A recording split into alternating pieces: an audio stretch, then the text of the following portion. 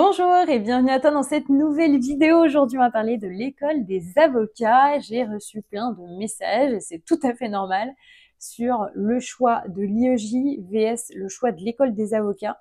Parce qu'il y en a pas mal qui sont assez stressés par le fait de s'inscrire dans un IEJ qui ne serait pas dépendant d'une école en particulier, bref. Et puisque moi j'ai passé le CRFPA au Mans et que j'ai fait mon école d'avocat à Lyon, je trouvais que c'était sympa de pouvoir vous partager un peu mon expérience dans tout ça. Alors, c'est vrai que c'est assez important quand on s'inscrit dans un IEJ de savoir de quelle école il dépend. C'est-à-dire que vous allez avoir une école pour un certain nombre d'IEJ. Donc, par exemple, à Lyon, on va avoir l'IEJ de Lyon, de Saint-Étienne, de Grenoble, de Valence, de Chambéry. Enfin voilà, il y a un certain nombre d'IEJ qui vont être finalement dépendants d'une école. C'est-à-dire que si vous passez votre CRFPA dans un de ces IEJ-là, et que vous avez le CRFPA, que voilà, vous êtes admis, eh bien, vous aurez une place de droit dans l'école à Lyon. D'accord? Et c'est comme ça pour tous les IEJ de France. Donc votre place, elle est réservée. Vous n'avez pas besoin de faire une démarche en particulier, mis à part faire l'inscription administrative. Vous n'avez pas besoin de faire une demande pour avoir une place. Bon, ça, c'est le truc un peu classique, mais il est vrai qu'il est possible, et par principe, c'est comme ça qu'on peut choisir son école d'avocat. C'est-à-dire que vraiment, on choisit l'école dans laquelle on veut faire son école d'avocat, et c'est le principe. Par contre, c'est vrai que il faut passer par une procédure particulière pour avoir la place qu'on souhaite avoir dans telle ou telle école. Donc moi, j'ai passé mon CRFPA à l'IEJ du Mans et j'ai fait une demande d'inscription à Lyon. Surtout l'année où j'ai demandé ma place à l'école des avocats, il y avait beaucoup de personnes qui allaient s'inscrire dans l'école des avocats à Lyon, et donc les places étaient beaucoup plus chères, étaient beaucoup plus compliquées à avoir. Donc me concernant, c'est vrai qu'étant mariée, j'ai pu demander un rapprochement de conjoints, si je puis dire, mais même ça, c'était pas forcément garanti. Donc c'est vrai que j'ai dû attendre le 21 décembre pour avoir la confirmation de mon inscription à l'école des avocats de Lyon pour ma rentrée au 5 janvier, quoi. Donc c'est vrai que c'était assez stressant tout ça pour moi, mais j'ai fini par avoir ma place.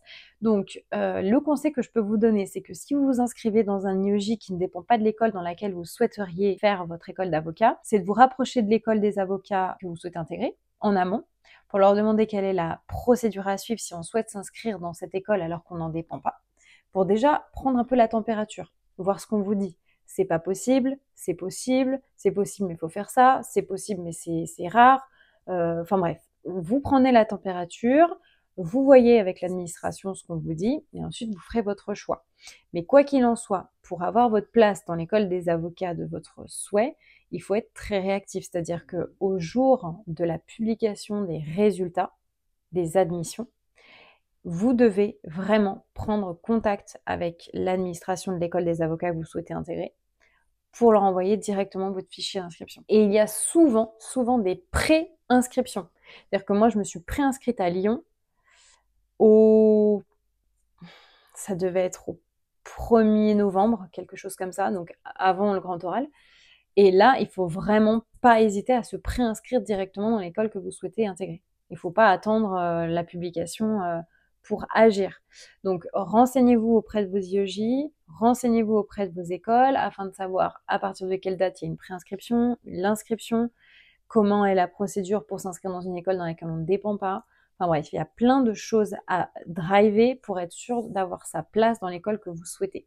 Mais encore une fois, même s'il y a un principe où vous vous inscrivez normalement dans l'école que vous souhaitez, les murs ne sont pas forcément extensibles dans toutes les écoles, donc il faut rester quand même assez vigilant sur la faisabilité de votre venue dans l'école d'avocat de vos souhaits.